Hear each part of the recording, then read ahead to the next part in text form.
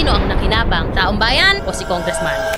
Sa tindi ng hirap ng buhay, ang taga-Pasko may tinatanggap na ayuda galing sa ating pamahalaan. Parang may kamukha siya. Hindi ko sasabihin kung sino. Nasaan ang pagmalakait mo panahon niya?